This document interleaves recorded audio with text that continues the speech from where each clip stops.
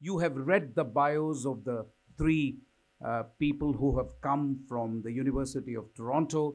I want to merely say that this is an extremely productive and illustrious research group, the G20 research group of the University of Toronto, without exaggeration, is well known among policy circles. They're the long standing research group which have done some solid work on G20.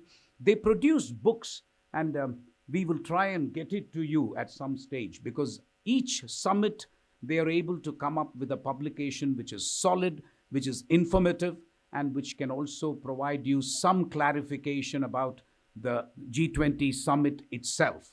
So, Professor John Curtin is the director and the founder of the group, and he will be taking the floor presently. And then we have got Professor Madeline Koch, who's actually the executive director of the center, and Brittany, who's the director of the climate change group, or subgroup within that research group. Those, I think both Madeline and Brittany will be speaking in the afternoon, but I want to presently give the mic to Professor John Curtin. But before that, just a couple of minutes. This G20 summit, I know it's very cliche for diplomats to say before every summit that this is going to be the most important summit, right? Every country believes that, every country, that diplomats say that. But something tells me that this G20 summit is happening at a very interesting stage in the geopolitics of the world. That is what you should be looking at as students of international affairs, as students who are interested in what is going on in G20. What is the international context in which this G20 is taking place? That's the first. And then you need to look at what India set itself as objectives. Either showcasing itself, being the voice of the global south, or trying to be a bridge between the north and the south. And there are many, many other objectives that India is seeking to achieve. And you should try and see whether India has ticked most of the boxes, if not all. So that's the other thing that you students should do. The third thing, I think, is really some existential issues, and obviously climate change tops the list. Now, I think the other thing that I want all of you to do at some stage is take a look at the United Nations Global Sustainable Development Report of 2023. The advanced version is already out, and you should be able to Google it. The final report will be a glossy edition that Secretary General Antonio Guterres will present to the leaders on the sidelines of what they call the high-level segment of the UN General Assembly on 18th and 19th of September. But the advanced version is already out, and you should take a look at it. It makes very somber reading. It says the world is completely off course as far as SDGs are concerned. Half the world has been left behind. So the question that will be asked is, what is the G20 summit in Delhi going to do about this? Since the world is off course, half the world has been left behind, what is the Delhi summit going to bring to the table? Anyway, for these and many other issues, it's a great pleasure and honor, actually, to welcome the Canadian delegation, if I can call them that, from the University of Toronto, and a great pleasure to request Professor John Curtin. John, you have the mic. Please come. Well, thank you very much. It's always nice to get applause even before you start to speak, because when you're finished speaking, you never know if any applause will come. So we're off to a great start, at least as far as I'm concerned. It's a great honor and an especial pleasure to be here. And to that, I'm grateful for the founder, the president, for Mohan, but above all for you for coming and listening in the beginning, but then sharing your thoughts about what this G20 summit should do. Those who are producing it, and we're into the end game now, know a fair bit about what I think, but they need to know more about what you think. And that's what we're trying to do by taking the message from you to them, perhaps in time to do some good. So what is the G20 and where did it come from? Well, the G20, as many of you I'm sure know, is an informal, plurilateral institution of the world's systemically significant states. So informal, no charter, no founding a treaty, no bureaucracy, no bureaucrats, no pension plan, no cafeteria. Plurilateral, restricted membership, deliberately restricted membership, small enough to do the particular job it was created to do, and all international institutions have them. And systemically significant states, well, we'll come back and reflect on just what that phrase means. Before we do it, let me ask you a question. What international institutions of importance today did India invent? There's probably, sir, yes. One of my favorites. So let's hope it goes really a prime time, okay? And an important innovation, and just in time for the Delhi summit too. There's probably more if we include the regional ones. But for Canada, my country, well, before the G20 came along, there was only one candidate. It was the modern multiracial Commonwealth created in 1947. And Canada had an important role in transforming what was then the British Empire into the modern multiracial Commonwealth. And of course, it only became a modern multiracial one because of India. And India, well, had a larger role in Canada in getting that done. So for Canada, it was really the G20. And that story started way back in 1994 when the world was afflicted by contagious financial crises, particularly in South America and Latin America, including Mexico. Financial crisis we'd seen before, but it was the contagion from one country to another that was new, because the world had become more interconnected. Globalization, of course, is the phrase we use. And at that time, the new Canadian finance minister, the Honorable Paul Martin, was representing Canada at a meeting of the finance ministers of the Latin American countries. So he listened to what his colleagues there said, and they said, given that contagion, well, it may start in Argentina at the south, may start in Mexico at the north, but we never know how it's going to cascade around, and we're vulnerable if it's going to take us down. And that was the origins of systemic significance. Before, the world had always been governed by a small group of states who had the power. They were the most powerful ones, the most relatively capable ones, as we realist scholars of international politics say. But as the 21st century dawned, capability was joined by connectivity as the defining feature of the international system. And thus we needed an institution, an international institution, that not only had the most powerful countries, and the G20 ones are that, but also the most interconnected ones. And the G20 countries are that. So since the beginning, when the two actual founders sat down to decide the membership, Those were the criteria. You had to have the capability, you had to have the connectivity, not just to solve the problem of the next financial crisis, but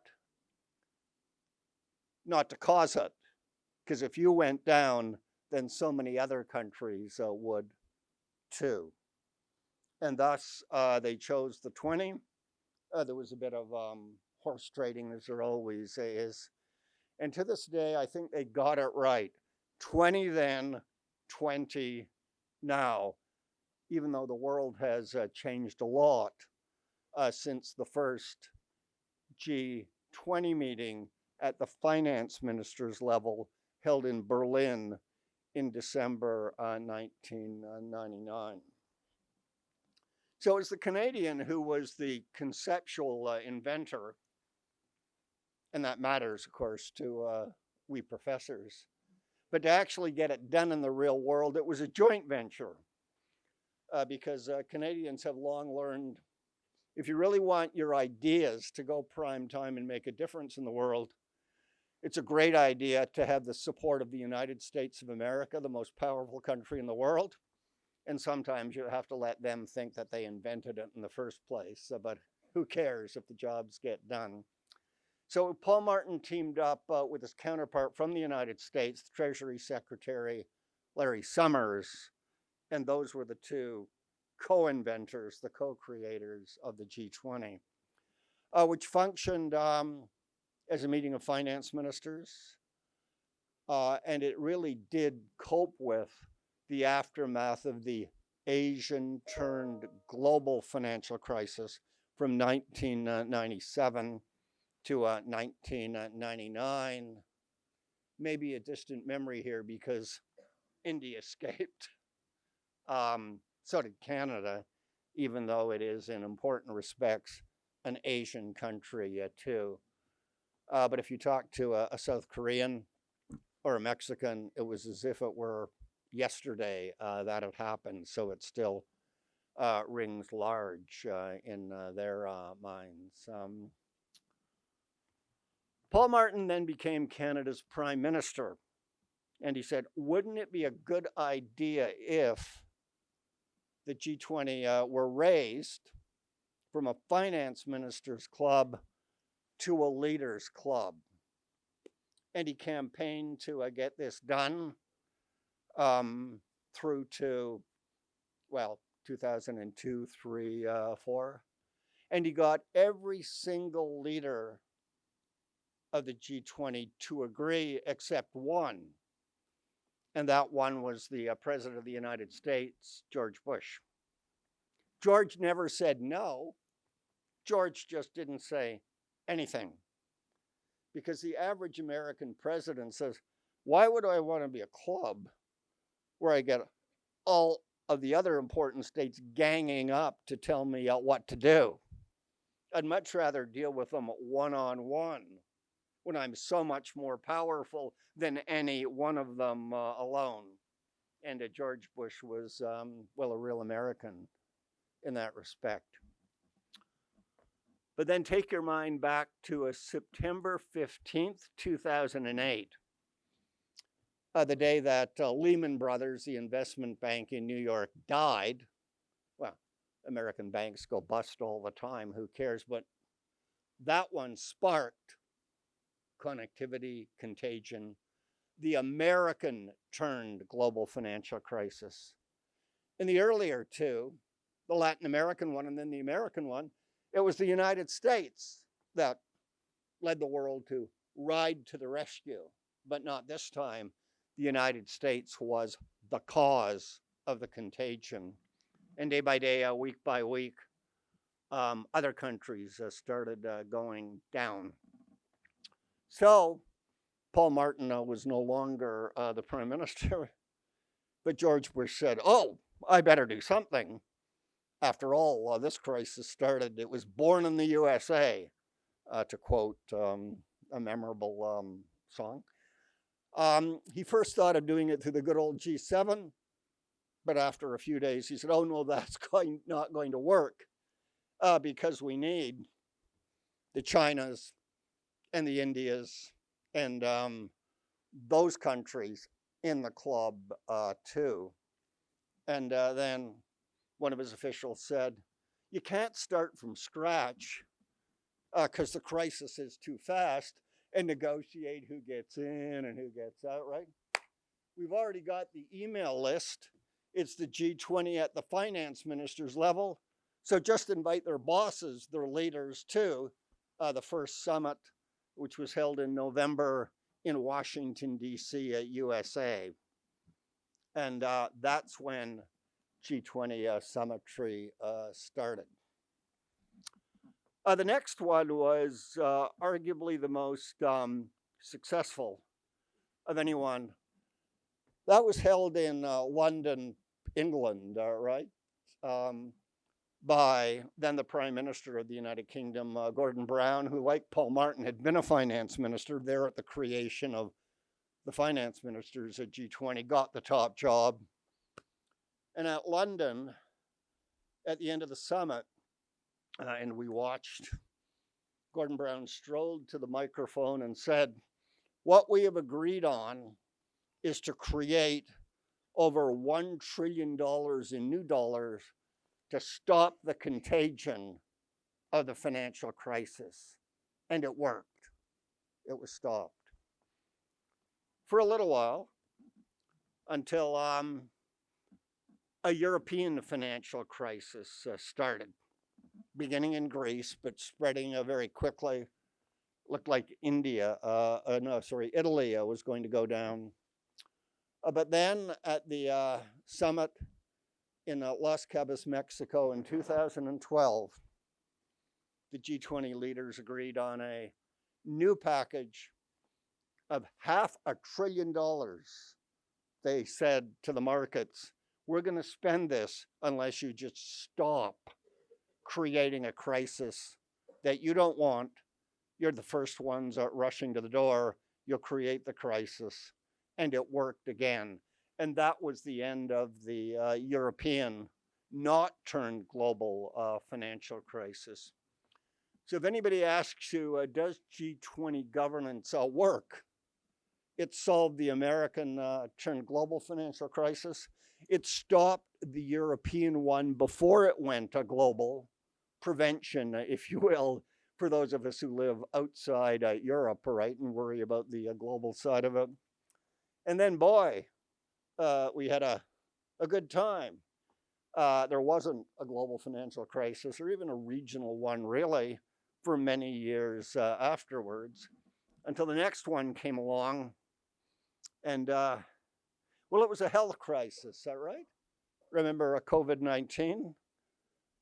But from the very beginning, Paul Martin had said, there is no, he had to say, economically related issue with which this G20 could not deal, and health was on the list. So it was the G20 that became the global governance first responder to the COVID crisis that killed so many people in the world. And the high point of that was the Rome summit,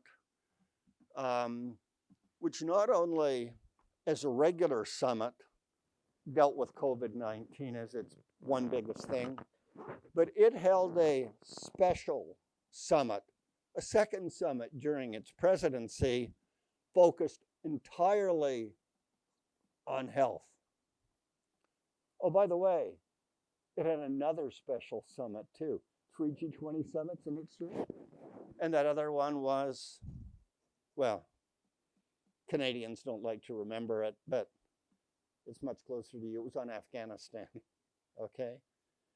Which shows, if any more evidence were needed, that the G20, although it was born as a finance minister's institution, did global security and many of the other issues central to the tragedy of Afghanistan then, much before, and now too. And there's more on the hard security sphere that shows that G20 governance works. One of the big ones, and it's worth remembering, is a bit surprising because this was the summit brought to you by Russian President Vladimir Putin, St. Petersburg, 2013, where the big question was, should we stop weapons of mass destruction being used as a routine instrument of war, as they were at that time? It wasn't the nuclear ones, much on our mind now, Zaporizhzhia. It was the chemical ones being routinely used to slaughter civilians in Syria, in his own country, by Syrian President Bashir Assad. But Barack Obama, backed by his G27 colleagues, went into that summit and said, look, this has got to end. And at the leaders' dinner, leaders only, Vladimir Putin let all of the leaders speak, read the crowd and said, oh, okay, well, I better back off. And he did. He called his buddy, Assad, and said, stop. And Assad did. And for as long as Barack Obama was president of the United States, chemical weapons that were not used to kill civilians in Syria. So that G20 worked on the highest, hardest security issue, but one might say it only worked when and if you had the right president of the United States. The question is, do we have one now? And on that, I think the outcome of the Delhi summit will importantly depend. The Delhi summit is, I think, it's the 18th one, but it is the most important one the G20 has ever had. Why? Well, even those of us who lived through the first 2008, it felt like the world was falling apart, but really, it was a financial crisis. It was merely about the money. And it could be solved by throwing money at the problem, that $1.1 trillion, right? Finance to finance. Then came the COVID crisis. But that one, well, ultimately, it was importantly solved by throwing money at the problem. Massive, coordinated fiscal and monetary policy stimulus, right, to finance so much. There was, of course, more. The Americans like to call it Donald Trump, so warp speed, inventing the vaccines that worked. But those of us with a somewhat broader view, well, I got my first jab from AstraZeneca in, well, the United Kingdom. But actually, the one I got wasn't produced in the United Kingdom. They might have invented it. Mine came from India, right? So the pharmacy of the world came through, and it was already a member of the G20, had been since the beginning. So that was a contagious crisis in a connected world, and you needed an institution like the G20 to get that one done. The Russians tried to do it alone with something called Sputnik, didn't work. The Chinese too, Sinopharm and all of that didn't work. It was the ones that were shared, India to my arm in Canada. That's how we got through that phase of the COVID crisis too. But this time, we've got far more crises, and they're all interconnected. Many people like to start with the debt and development crises. But for those in the richer part of the world, it's inflation, it's slowing economic growth, it's rising interest rates if you want to buy a home or a car. It's also a food crisis, an energy crisis, the price you pay at the pump to fill up your gas-fired car, reaching recent highs as we speak back in the USA. But it's also, of course, the war in Ukraine, which some people inaccurately dismiss as a European war. But it is the first war since 1945 where one country has invaded another and annexed its territory.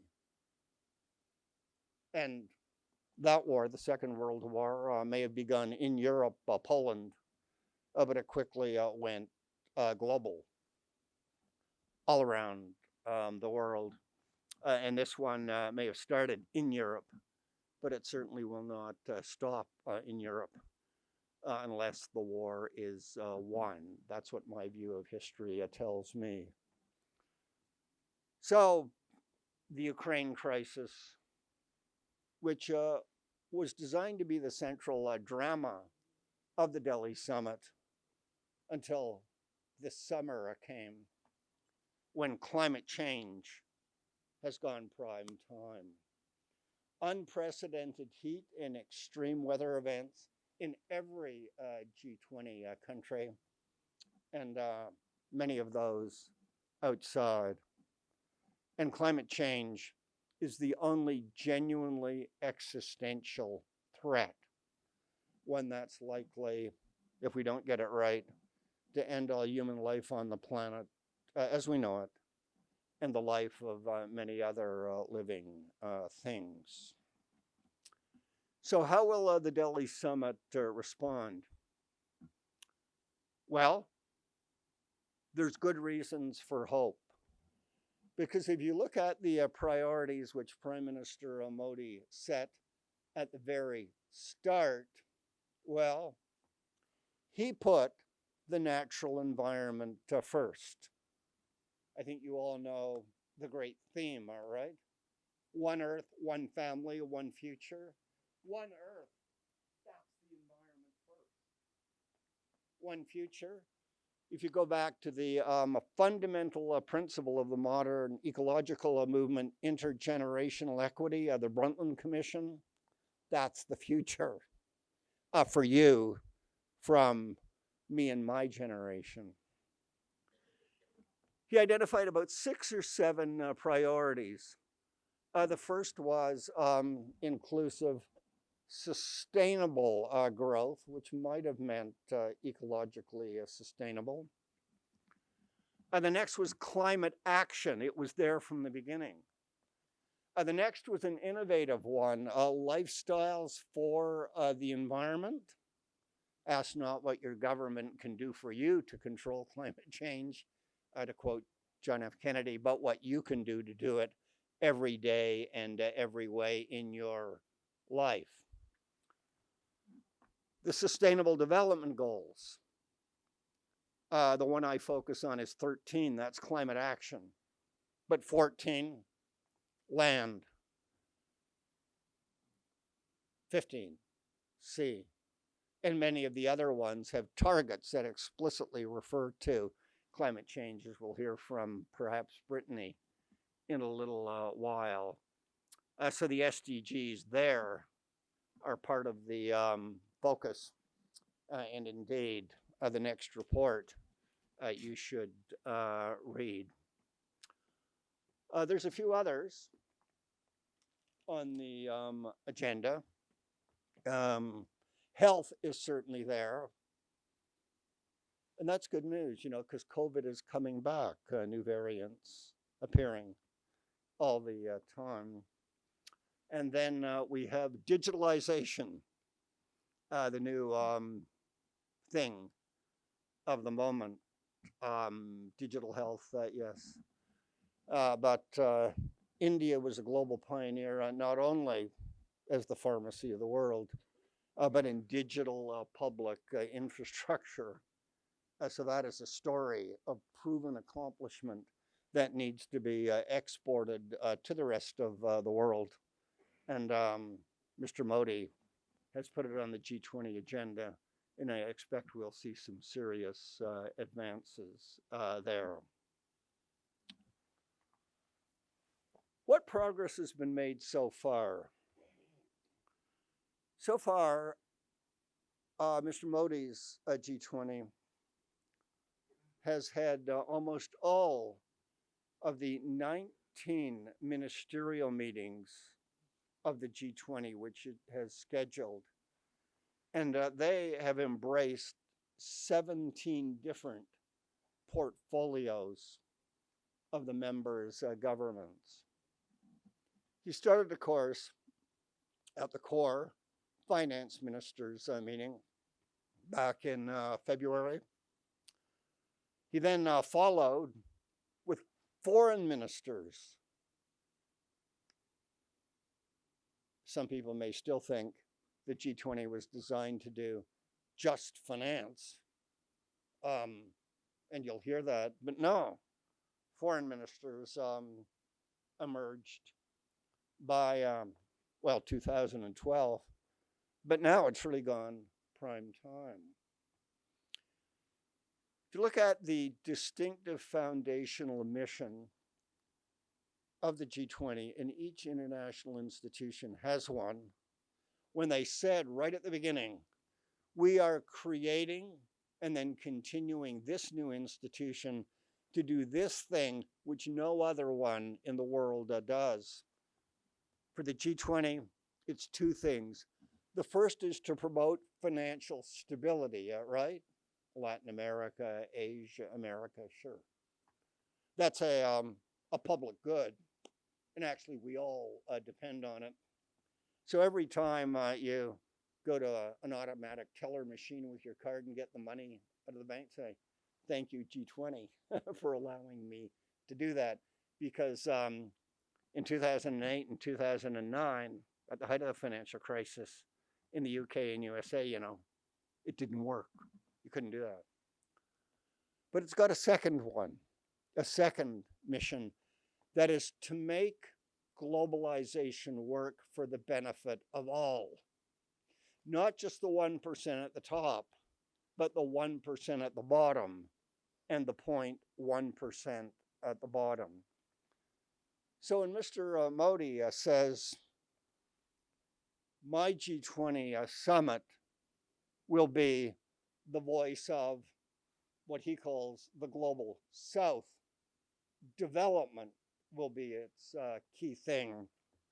He is true to that mission of the G20 from the beginning. And as we speak, even though we have to keep watching the financial markets in China, I think it's fair to say that we're okay on financial stability, all right? Although you can never be too sure. But have we done even a decent job in making globalization work for the benefit of all? Absolutely not. Every single one of the 17 Sustainable Development Goals, which every country in the world agreed to accomplish by 2030, they're going backwards, right? So yeah, we need to put development, sustainable development first. And even though some countries are doing a little better, they tend to be in the rich north. The backward movement in the development and the emerging countries, all right, means that every country, because all agree to the SDGs, really need to get back on track fast. And that, I think, will be a critical test of whether or not we can declare Mr. Modi's Delhi summit to be a success. Well, after the first two ministerial meetings, finance, foreign affairs, the third one was development, right? Well designed. And then we go through many more until we get to the end of July. And that was the meeting of G20 ministers for the environment and a climate sustainability. It stood out for several reasons, but one was of all the ministerial meetings held before and after, it made by far the most commitments when all G20 members, including the Russians and the Chinese, said at the ministerial level, we will do this. We commit to do this. We agreed to do this. It made 133 commitments, right? So if all the G20 leaders at Delhi just do is to take those 133 and say, me too, we agree. After all, we allowed our ministers to do it a few months ago. Well, why not us now? Then I think we've got a very firm foundation for the Delhi summit to succeed on the genuinely existential issue of our time. That's climate change. But of course, there are many others: tourism, culture, digitalization. Oh, women. Yes, there was a ministerial meeting of G20 ministers responsible for women, as there has been in the past. Gender equality. I could speak for a long time about that. It's very close to the Canadian soul. It's the Canadian Prime Minister who has led the G20 on gender equality. But Mr. Modi, he put it on his list of priorities, but he did it in an innovative way. It is women, not women in the workplace, important though that is, it's women in development. He thinks if you do gender equality, well, actually throughout the economy and society, that will be the key to development that we've not yet had, and that is going behind as the day to deliver the Sustainable Development Goals. We all agreed on them in 2015. We're over the halfway mark yet, and we're going backwards, not forwards. So women in development, I think, is another key test. How much will the Delhi summit produce on that? Well, another cause for hope is the members' compliance with the key commitments they made at last year's summit. How many do you think they've kept so far? Well, Brittany Warren will tell us later, but I know all of you students get full A grades, right? So you think B plus will be not a success. But the G20 leaders are probably not as smart as you are, right? So B plus is a lot better than, say, B minus or... Anyways, we'll wait for Brittany to tell us. But I take some hope that they're doing okay so far, but they've still got a few more days to do more before the summit opens. What about the ghosts at the banquet? Mr. Putin has decided to stay away. That's a good thing. He stayed away last year, and that's why we got a full consensus communique in which all G20 members, including the Russians, included a paragraph that said Russia is guilty of aggression in Ukraine, and that also said the vast majority of the United Nations members agreed formally that Russia is guilty of aggression in Ukraine. Will Mr. Modi be able to do what President Widodo of Indonesia did last year? Well, I'm inclined to hope. After all, Mr. Modi is part of the Commonwealth, which we Canadians cherish, right? Mr. Widodo not. And India is now, of course, the fastest growing economy in the G20, 7.8% economic growth in the last quarter, the most populous country in the world. And of course, the COVID vaccines, digital public infrastructure, the wonder that is India is still flourishing ever more vibrantly now. What about Mr. Xi Jinping, who has decided to boycott the Delhi summit for the first time? I think that's probably a good thing in the short term, too, because what we've seen in these ministerial meetings is increasingly China has joined Russia in vetoing the text from Bali about Ukraine. Well, if you agreed on it, the G7 countries say last November, why not now? But Russia and China, for every one of those ministerial meetings, has said, "Niet, niet, niet." That's Russian for no, no, no, for those of you who remember the old Cold War.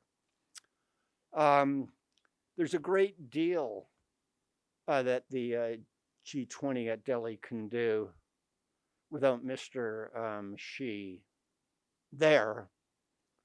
And I think Mr. Modi is skilled enough to get us the communique and the commitments we want without the constraint of having to worry about whether or not the world's two leading dictatorships, China and Russia, have to be paid the price, bought off in some way. Final thought before we turn it over to you. Having watched G20 summits since the beginning, I have some idea of why they perform well. There's 6 causes. The first is shock-activated vulnerability. And with all those crises that we've got now, the interconnected, never before have the members had so many shocks that made them aware of their own vulnerability now. The United States is suffering from extreme heat, even more than India is. Fire wipe out in a town in Barack Obama's native state of Hawaii, and it's just getting worse. G20 leaders tend to be rather slow learners, but boy, if you shock them enough, they're able to learn very fast. And the second cause, multilateral organizational failure. You can't count on the UN to do it. They had their big climate summit last year in Egypt. They didn't prevent the climate crisis we have now. And yes, the United Nations is having an SDG summit a few weeks after Delhi, mid-September. Do you know how many leaders of the permanent 5 members of the United States Security Council are coming? Of the 5, only 1. That's Joe Biden of the United States, not the others. So I don't think we can count on UN summitry to do the job. So it's up to the G20 leaders, and they know it, and they alone have the power, if they can agree, to do it. And I think you know the numbers. Over 80% of the global economy, 80% of greenhouse gas emissions, 75% of trade, a majority of the world's people. And you look at almost every other capability that counts, and they have the global predominance. We can look at the domestic political situations of them. If they promise at Delhi, can they deliver back home? Well, there's some hope. It's good that President Biden, not particularly popular, doesn't have to go to the polls for election for another year. But the host, Mr. Modi, well, he's got another year too, but he's extremely popular.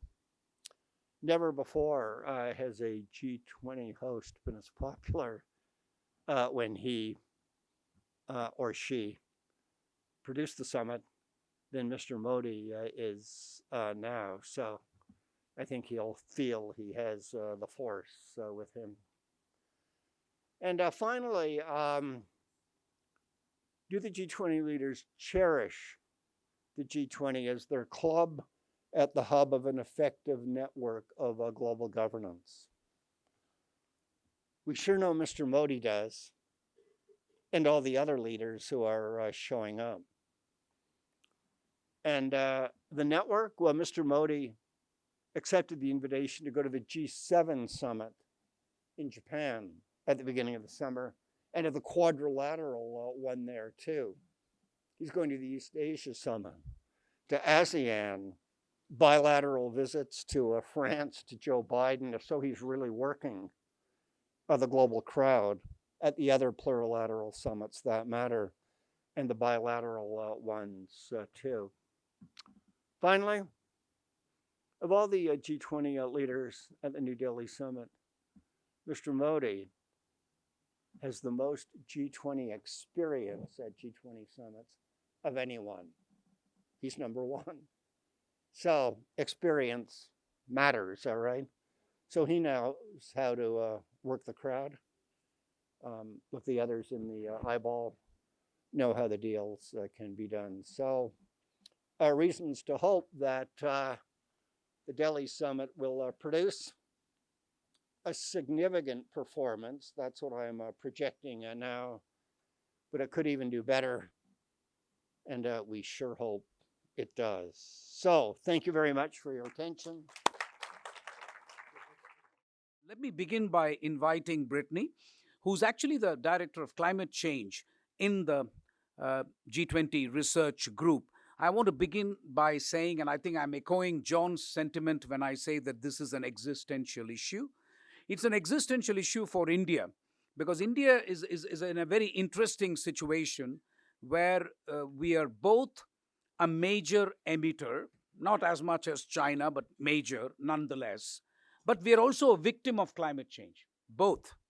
And that puts India in a very interesting situation, which is why the Prime Minister is never tired of talking about the International Solar Alliance, the disaster, what's it called?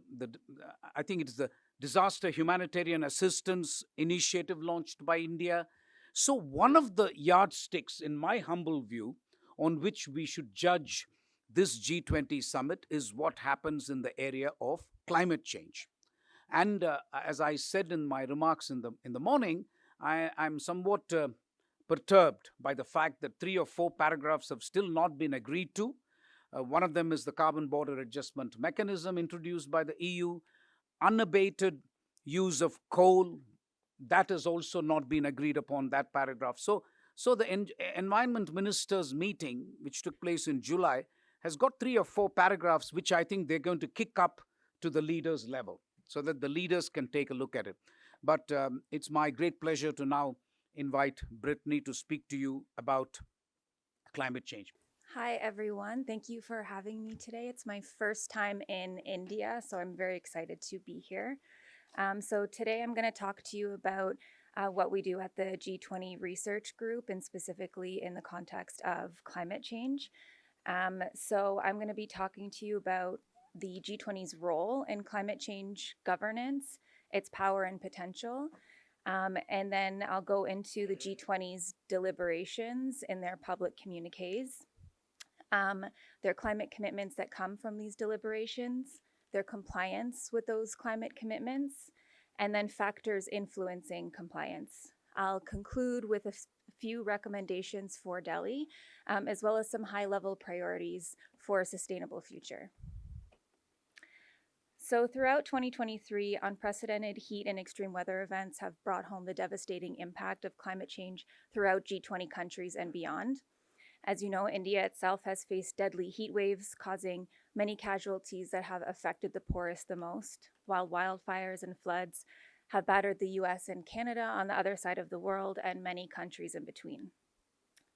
The unusual intensity of these events have been scientifically attributed to climate change and its drivers, the main cause of which is, simply put, the burning of materials for energy, including coal, oil, gas, and even biofuels.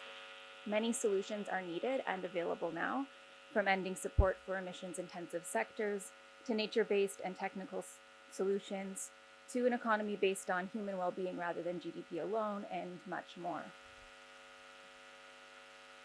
So the G20 has a significant role to play in global climate change governance and in reducing the risk of climate-related disasters.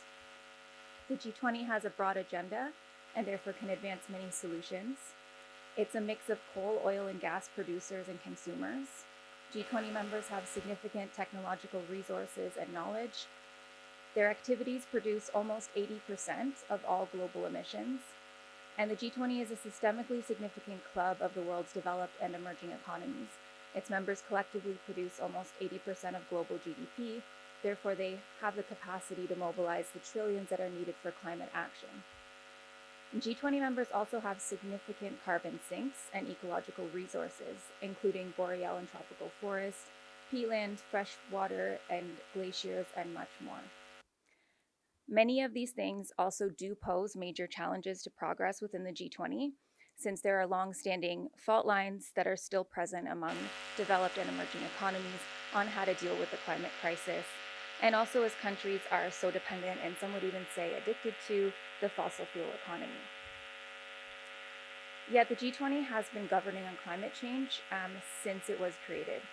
So since 2008, the G20 has dedicated an average of 8% of its public communiques to climate change.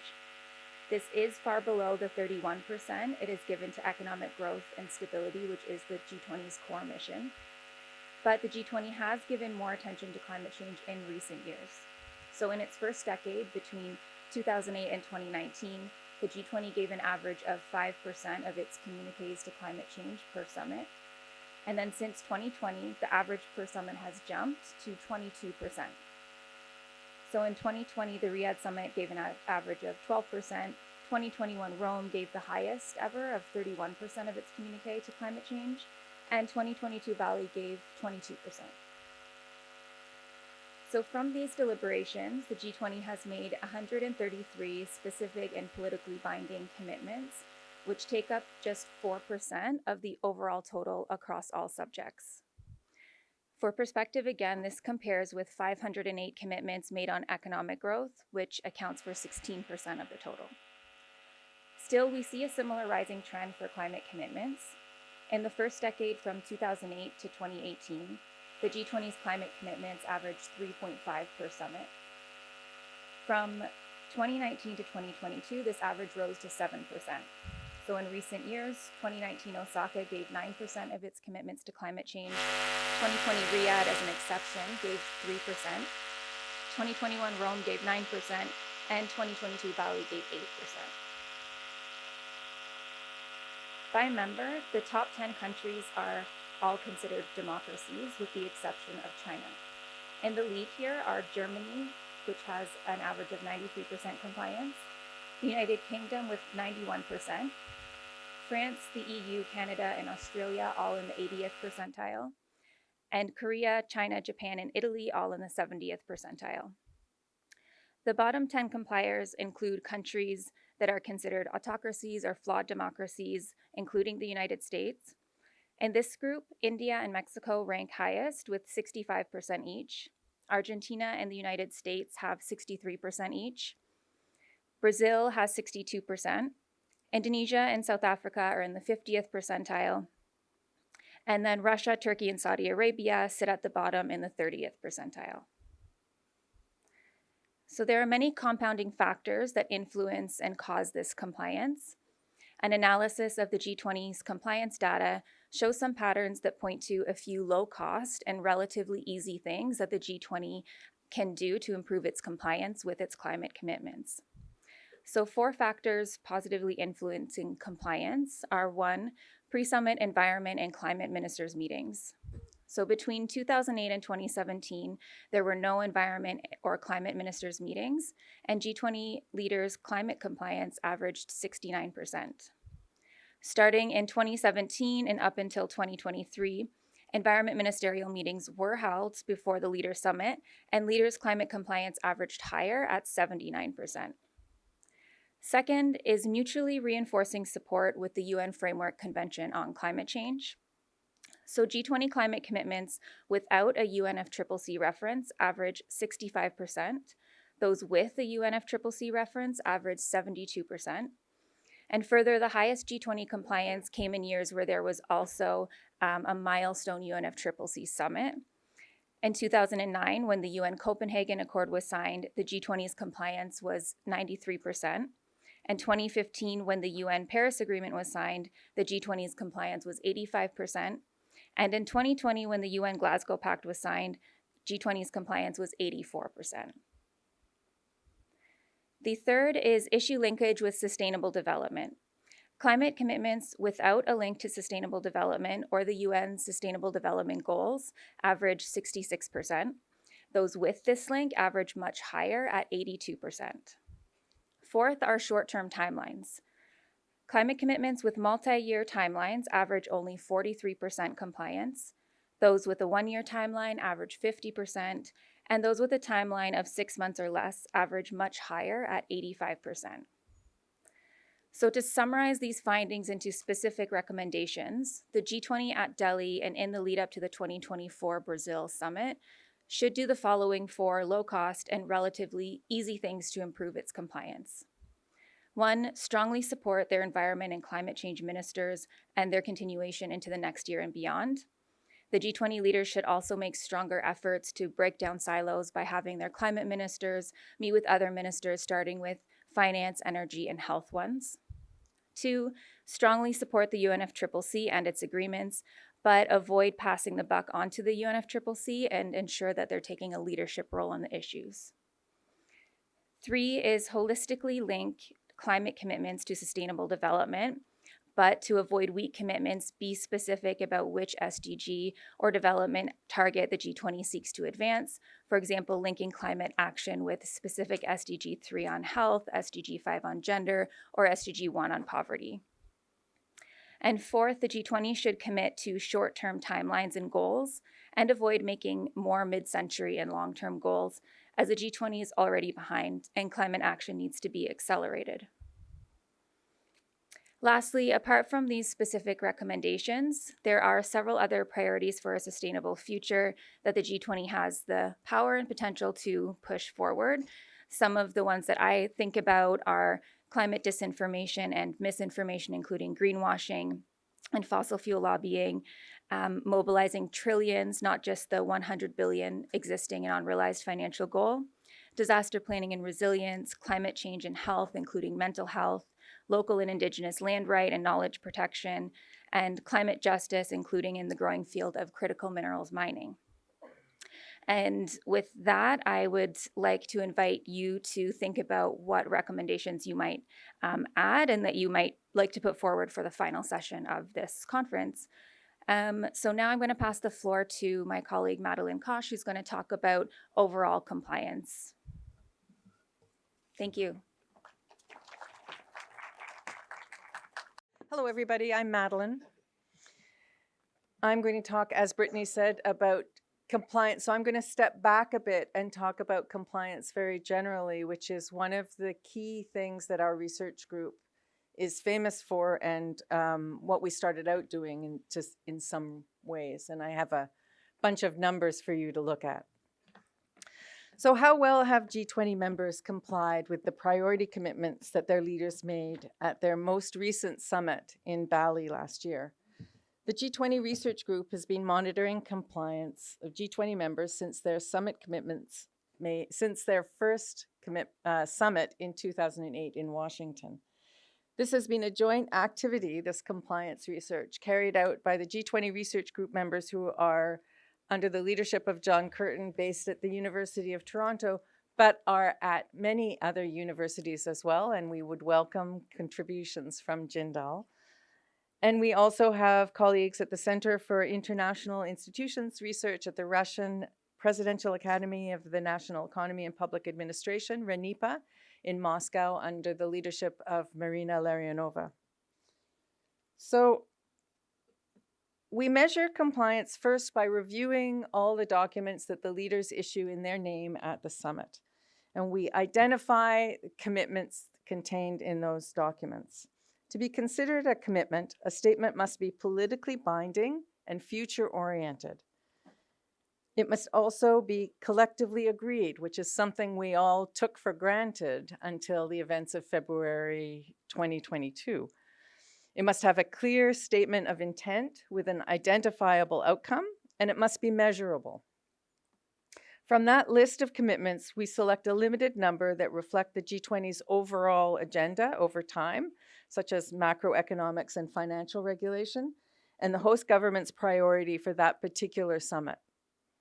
After drawing up scoring guidelines to facilitate the measurement process, our researchers look for publicly available evidence of G20 members' efforts to comply with those commitments. Evidence can take the form of public statements made by leaders and their ministers, announcements of new or changed policies, budget allocations, legislation, that kind of thing. To be included in our assessment, the actions must be taken in a defined period, starting from the day after the summit up to a date within a few weeks of the next summit. And we use a 3-point scale to measure compliance. So a member gets +1 or 100% if it has fulfilled the criteria. It gets 0 or 50%, a mark of 0 or 50% if it has fulfilled some of the criteria, which we call partial compliance. And it gets -1 or 0% if it has not fulfilled any of the criteria or has even taken action that contradicts the guidelines. We usually also produce an interim compliance report around the halfway point between the two summits. For example, in the 7 months between the Buenos Aires summit at the end of 2018 and the Osaka summit in June 2019, we didn't have enough time to produce a report, so we weren't able to do it. But those interim compliance reports offer an interesting perspective on how things are progressing midway from one summit to the next. And there's often a noticeable improvement between the interim and final reports, for which there are various reasons. The most obvious, of course, is that the impending summit is a pretty big deadline. Before we publish each report, we send it out to government officials in international organizations, and civil society members, including think tanks, academics, businesses, others around the world who can provide us with stakeholder feedback. Because we rely on publicly available material in all the languages of the G20, we may have overlooked valuable evidence, so we ask for this assistance. In fact, our researchers just finished up reviewing that feedback, and this morning, just as I arrived here, I received the final version of the final report. And I think that the scores that will be published in the next day or two are different from the ones that I'm going to mention. So just to give you an idea of the impact of that stakeholder feedback. But before I get to talking specifically about the scores for the Bali Summit, I'd like to talk again, to take a step back and talk a bit more about compliance over time. We have a very large database of about 400 compliance reports, which draw on the final reports that I just described, but also include many other reports that we produce over the year, often on specific issues, or we do them retroactively to look at a specific summit. So if you look at the background books that we publish, and I handed out a flyer earlier, which is the book we just have released digitally, but you'll see if you look in our Bali book, you can see articles about the performance that the G20 has done on various issues going. The performance articles look on a range of aspects of performance, but it includes compliance on a range of issues, including infrastructure and health, energy, gender, other things like that. So according to our research, compliance has varied from as low as 60% for commitments made at the London Summit in 2009 to 78% for the commitments made at Buenos Aires in 2018. That comes to an average of 71% for all 16 summits from 2008 to 2021. Remember, it doesn't include the Bali commitments or Bali compliance scores. So you can see here in the bar chart on the left that India's compliance has improved over time. It started out a bit low in the early years, but then it kept pace with the general average from about 2010 to 2017, but it's been slipping again since then. And you can see on the right side that we group the commitments into general categories such as financial regulation, digitalization, taxation, and so on. The G20 generally, drawing on its origins, as you heard earlier today, at the ministerial level as a response to the Asian-turned global financial crisis in 1997 to 1999, has performed strongest on macroeconomic policy and has fulfilled 80% of all the commitments we've assessed up to the Rome 2021 summit. India's highest compliance score by issue, might be hard to tell there because it's in order of the main average and not India's, but India's highest score is also macroeconomic policy at 83%, even higher than the average for that issue. Its next best scores are on taxation and labor at 77%, and then financial regulation, energy, and the reform of international financial institutions, all at 75%. Its lowest scores are on gender at 47% and infrastructure at 44%. So we have a good idea where the Bali Summit will fit into these patterns because we have the interim compliance report that measured actions up to April this past year. And that report, like all our others, is available on our G20 Information Center website. But let's take a look closer about what we know now about Bali and what we expect. And I prepared this presentation obviously before I saw the final report today, so I'm drawing on a draft of the final report. Our teams based in Toronto and Moscow chose 15 commitments to analyze from the 223 commitments the leaders made in Bali. We chose 2 commitments each on the environment, on macroeconomics, on health, and on energy, and that reflects the proportion of the commitments that the leaders themselves made. And then the rest of the commitments cover trade, digital economy, crime and corruption, labor and employment, development, food and agriculture, and climate change, each with 1 commitment. The interim score for those 15 commitments was 75%, and India's average was 83%. So Bali's compliance had already surpassed the overall 71% average for all the summits up to Rome. And India's compliance was not only higher than that all summit average, but also higher than the average for the 15 Bali summits we assessed. India actually ranked 6th, tied with Canada. The top ranked members were the European Union and the United Kingdom, both with 90%, and the lowest was Turkey with only 47%. By a few weeks ago, our researchers had found that as a result of more actions taken by G20 members, compliance was now tracking at 77%, up 2 percentage points. I think it's actually 79% now. So it will be interesting to look at the final report that gets published to see what the differences are between what I'm telling you and what's in that report. That's not a very high degree to change, that 2%. 4% is certainly better, but it's still moving in the right direction. And obviously it changed as we reviewed the remainder of the stakeholder feedback we received. So India's score had increased to 87%, still ranked 6th, but now tied with Argentina and Korea. The EU remained in first place with 97%, up from 90. And Turkey remains in last place, although its score had increased a bit to 50%. Last year's host, you'll notice, Indonesia, is in 15th place at 73%, unchanged from its interim score, still a little above the 71% all-time average, but below the 77% average for the Bali Summit, and obviously below the 79% average. So even though the average scores increased from 75 to 77% between the interim and those tentative final scores. For some members, we found that there was quite a lot of work done. Australia's score, for example, jumped by 13%, and Mexico's by 10%, and South Africa's by 7%, but there was no change for several countries. Happily, though, no one slid backward. Let's take a look now at the issue areas. For the interim report, none had achieved full compliance of 100%. The top scoring commitment was an environment one on sustainable development at 90%, followed by a commitment on the Paris Agreement on climate change at 85%, and a commitment on food security at 80%.